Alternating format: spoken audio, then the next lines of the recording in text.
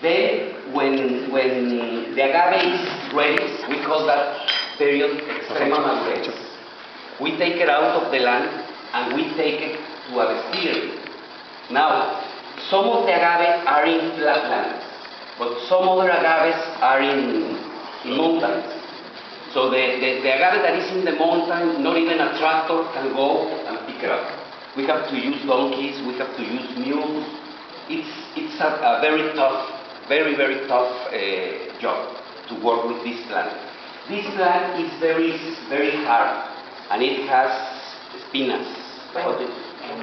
Yes, so you really have to know how to work with the agaves, because if you don't, you cannot take one plant from the land.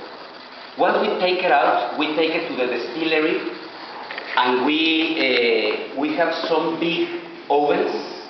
I don't know if you have the oven over there. Yeah, okay, the last one.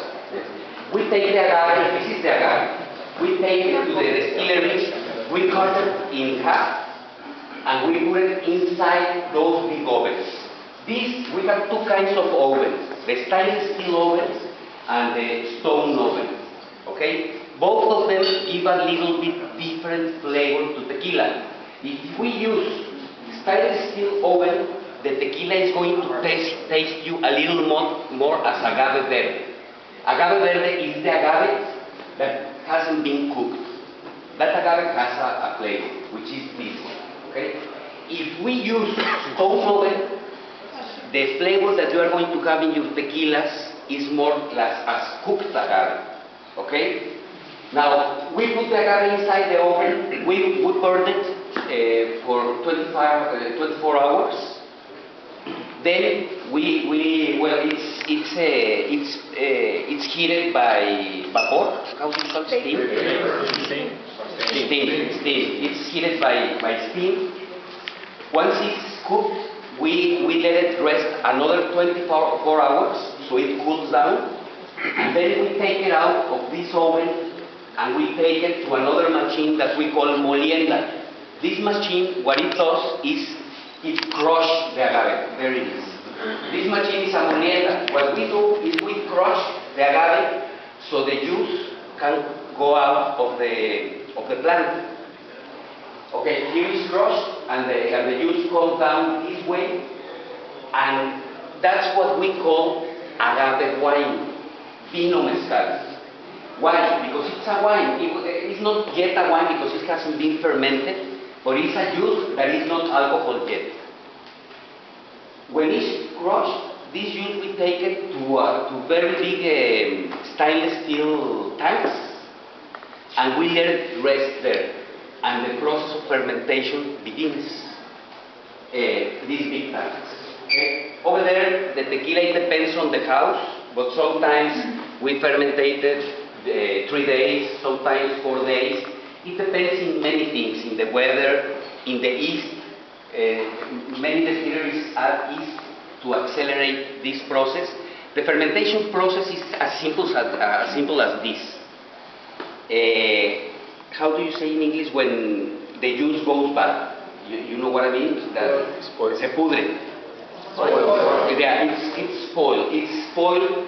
The yeast start eating the juice, and they start defecating, and that defecating is alcohol. That's fermenting. That's exactly the fermentation process. Over there, now we have wine. Now we have agave wine. Once the juice is fermented, we have the agave wine, but we don't have yet tequila because it hasn't been distilled. Once this liquid is fermented, we take it to the alambics. The alambics, which are these ones, what we do over here, this is a very important part of the process. What we do here, the agave juice, and the agave has a lot of components. Some of those components are good for your health, but other components, it's poison. So if we don't eliminate these bad components, if you guys drink tequila, you are going to go blind, or you are going to even die. Yes, that's why I tell people, whenever you drink tequila, make sure it's a good tequila. Invest in tequila.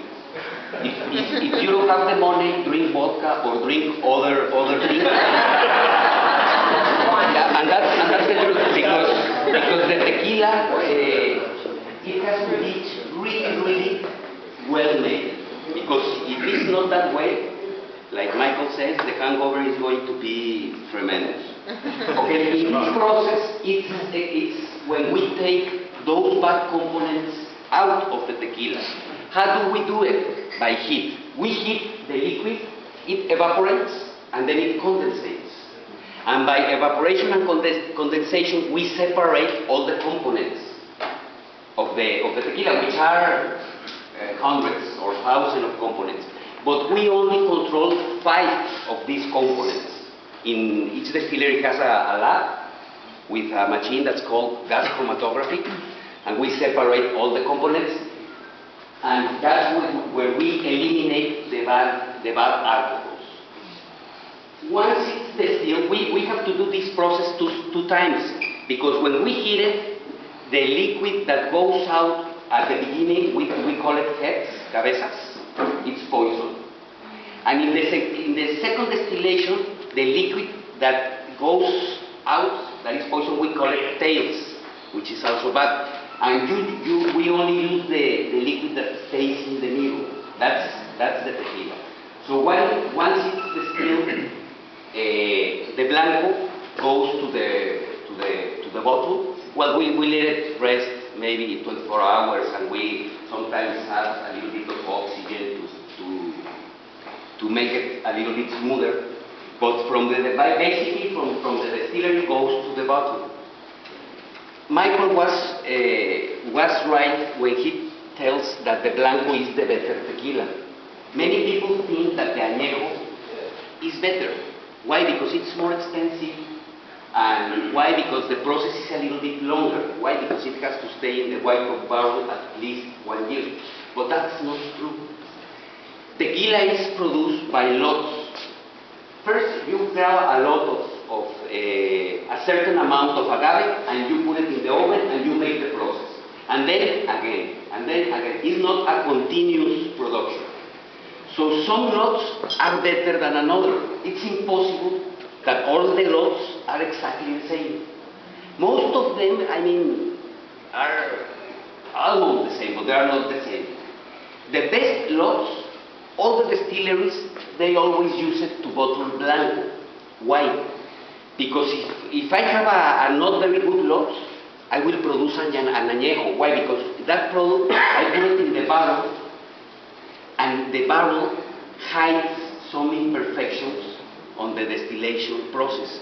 In the blanco, I cannot hide anything. If I made a mistake in my process, you guys are not going to like a blanco. So the blanco, believe me, it's tough. It's tough to make not all the distilleries has a good blanco. But the distilleries that has a good blanco, it's almost for sure that they will have a good añejo and a good reposado.